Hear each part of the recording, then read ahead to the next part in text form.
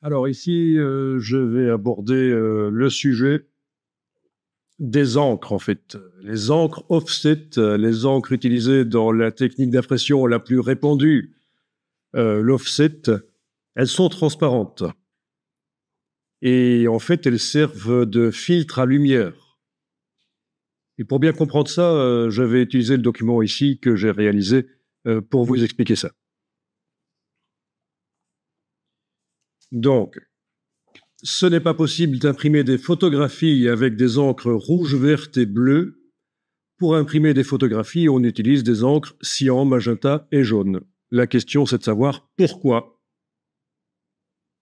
Alors que les écrans, les moniteurs, les projecteurs, ça fonctionne avec de la lumière rouge, verte et bleue, pourquoi est-ce que quand il s'agit d'imprimer des photographies, on est obligé d'utiliser des encres cyan, magenta et jaune?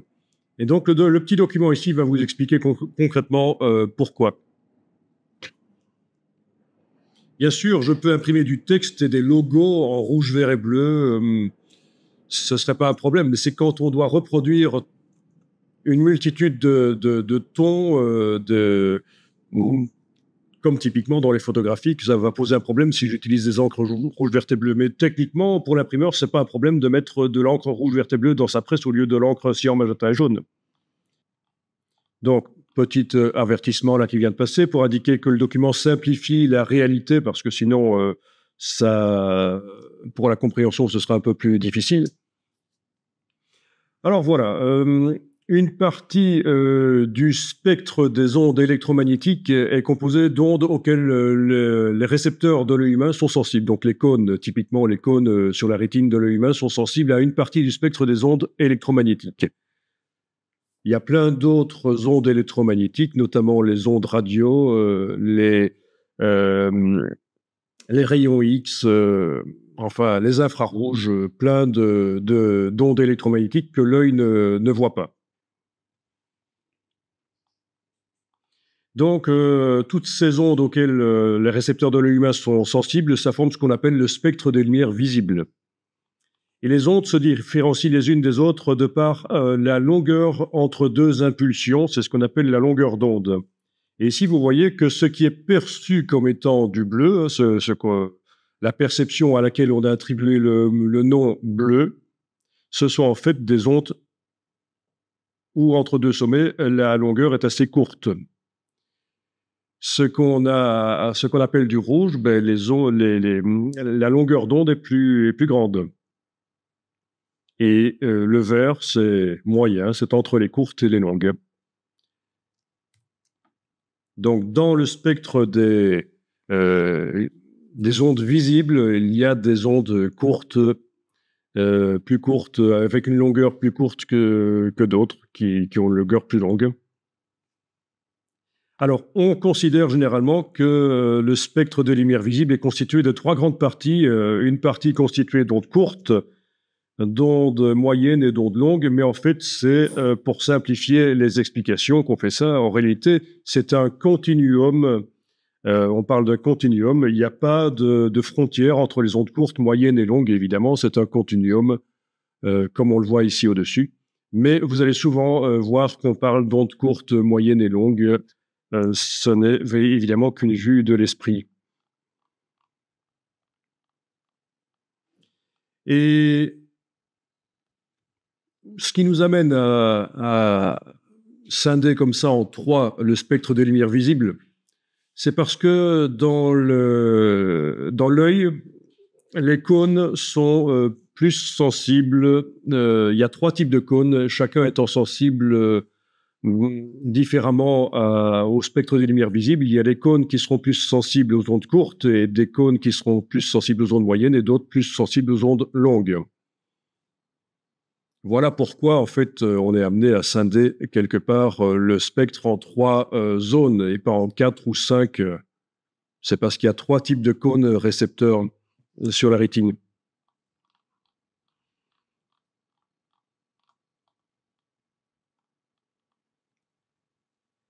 Donc, on perçoit du bleu quand les cônes sensibles aux ondes courtes reçoivent des informations, mais pas ceux sensibles aux ondes moyennes et longues.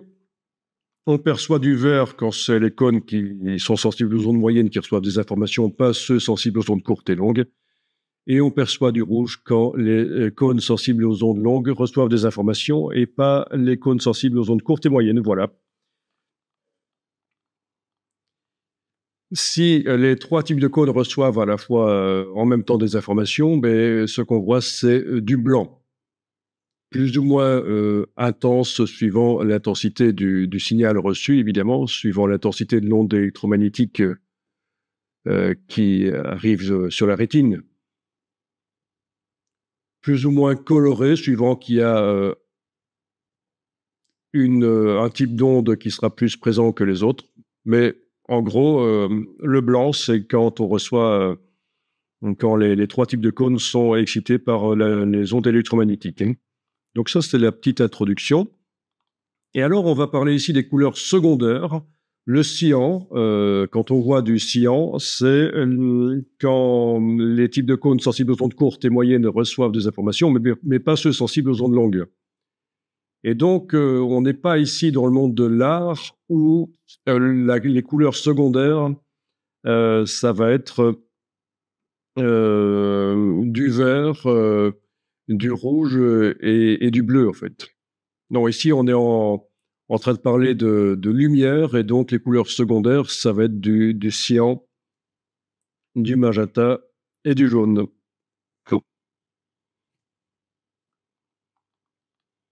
Voilà ici la couleur secondaire jaune.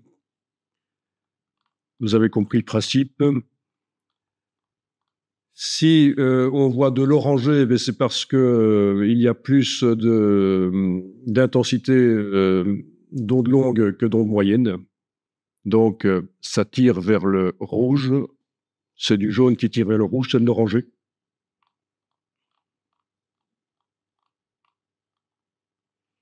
Et alors, le magenta, c'est quand l'œil reçoit à la fois des ondes courtes et longues, mais pas d'ondes moyennes. Donc, c'est la sensation perçue quand on reçoit à la fois des ondes courtes et longues, mais pas d'ondes moyennes. Et voilà un petit schéma qui résume tout, en fait.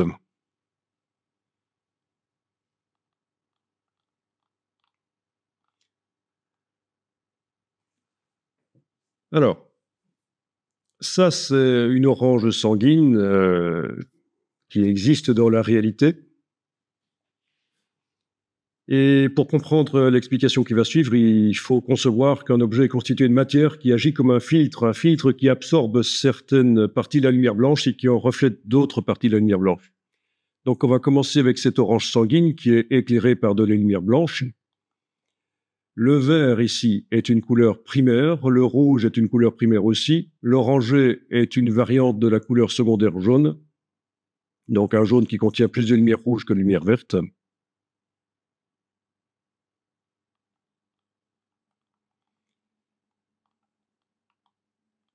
Ok. Alors, ici, on est avec une schématisation et une courbe de réflexion. Pour la feuille verte de l'orange sanguine, la partie de la lumière blanche qui est reflétée, c'est les ondes moyennes. D'accord? Ça montre en fait ce qui est reflété, cette courbe, et ceci montre ce qui est absorbé par la matière. Donc la matière de la feuille verte absorbe les ondes courtes et longues de la lumière blanche et reflète les ondes moyennes. La pulpe rouge de l'orange sanguine reflète les ondes longues et absorbe les ondes moyennes et courtes.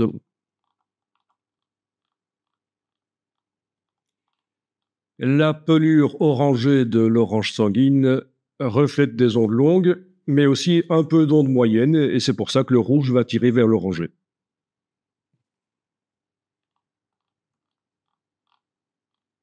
Alors, autre cas de figure, ici, il ne s'agit plus de l'orange sanguine qu'on tient en main dans la réalité, il s'agit d'une impression sur papier de l'orange sanguine. Elle est imprimée avec des encres cyan, magenta et jaune. Donc vous imaginez que c'est une photographie d'une orange sanguine, par exemple.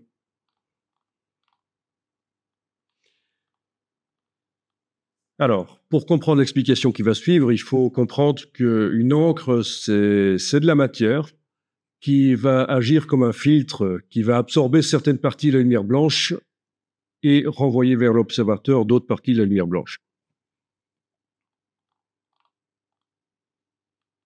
Alors, sur le papier, ici, la feuille verte de l'orange sanguine est constituée d'une superposition d'encre cyan et jaune. Donc, on a ici une simulation de la superposition de l'encre cyan et jaune. Donc, ceci, qui est perçu comme étant du vert quand on le voit de loin, les petits points de trame, évidemment, on ne les perçoit pas, ils sont petits. On est au-delà de la résolution analytique de la rétine. La rétine n'est pas capable de voir les détails, les petits points de trame dans les imprimés. C'est ça le principe. Et donc, c'est une superposition d'encre cyan et d'encre jaune. La pulpe rouge de l'orange sanguine sur le papier, c'est une superposition d'encre magenta et d'encre jaune. Donc, la pulpe qui est perçue comme étant rouge est une superposition d'encre magenta à de l'encre jaune. Et la pelure orangée, c'est la même chose, sauf qu'il y a moins de magenta. Les points d'encre magenta sont plus petits. Et ça se superpose toujours à du jaune.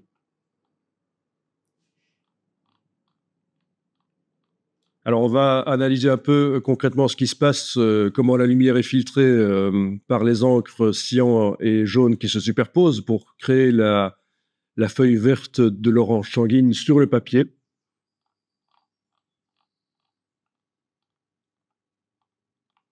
Alors, je vais directement passer au schéma.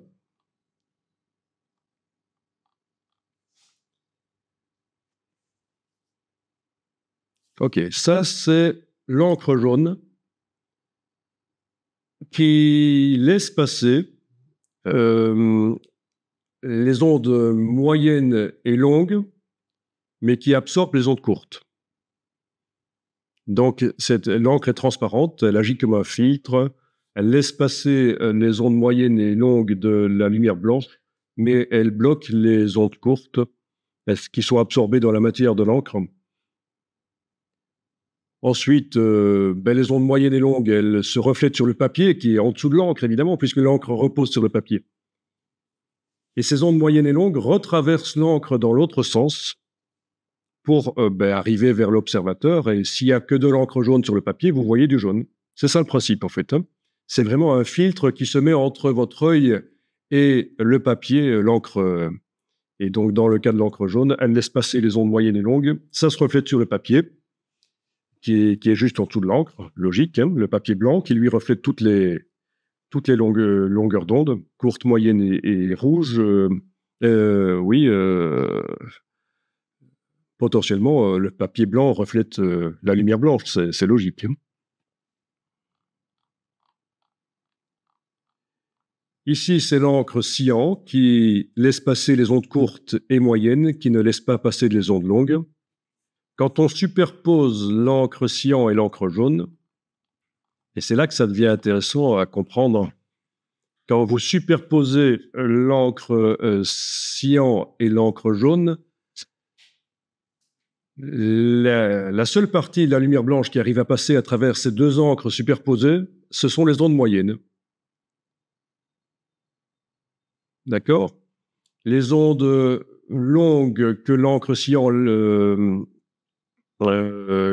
les ondes longues que l'encre jaune laisse passer, l'encre cyan ne les laisse pas passer.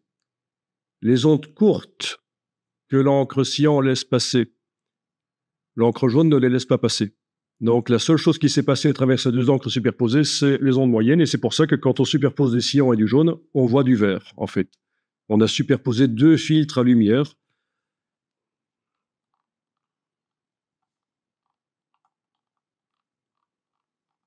Voilà. En ce qui concerne le rouge, c'est le même principe. On a de l'encre jaune qui va se superposer à de l'encre magenta. Voilà ce que l'encre magenta laisse passer. Elle laisse passer des ondes courtes et longues, mais pas d'ondes moyennes. Donc, quand on superpose l'encre jaune et magenta, la seule partie du spectre des lumières visibles qui arrive à passer, c'est les ondes longues. Voilà pourquoi le jaune et le magenta superposés, ça donne du rouge. Voilà, je vais un peu plus vite dans le document.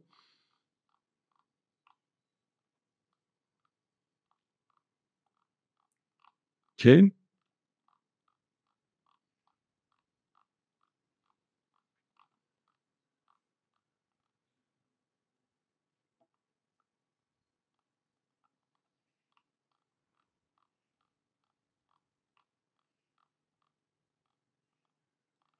Voilà.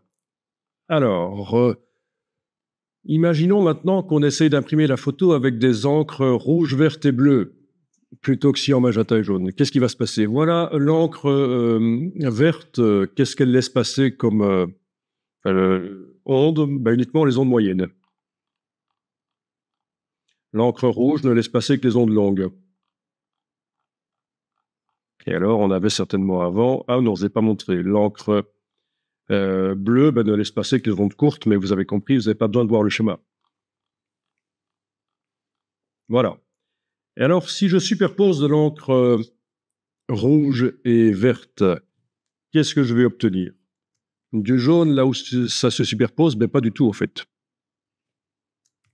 Si je superpose de l'encre rouge et verte, là où elle se superpose, ça fait du sombre, en fait.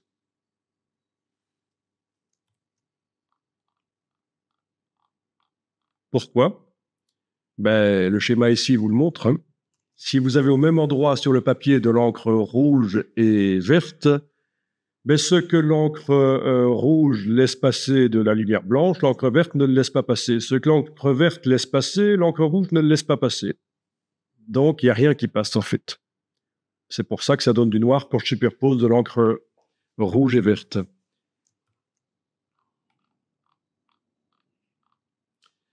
Donc voilà, en fait, la réponse à la question qui était posée, pourquoi est-ce qu'on ne peut pas imprimer des photographies avec des encres rouges, vertes et bleues? Comme les encres cyan, magenta et jaune, ce sont des filtres à lumière, mais ça filtre trop étroit. On ne peut pas les combiner. On ne peut pas les combiner pour créer des couleurs secondaires dans la photographie. Pour créer plein de couleurs sur le papier, il faut absolument des encres qui filtrent plus large, qui laissent passer plus de la lumière blanche pour pouvoir, en les superposant, les combiner pour obtenir des couleurs secondaires. Et là, je remonte dans mon document, ici, voilà. Clairement, ça se voit là qu'on a des encres qui filtrent large. Elles laissent passer quand même à peu près 2/3 du spectre de lumière visible. Si je superpose, il n'y a plus qu'un tiers qui passe. Le tiers qui m'intéresse, c'est les ondes moyennes pour créer du vert.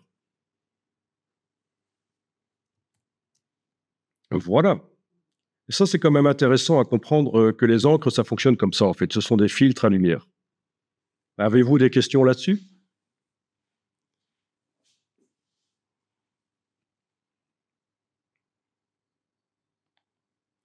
Donc, en général, on vous dit, vous devez utiliser des encres cyan, magenta et jaune parce que c'est la synthèse soustractive.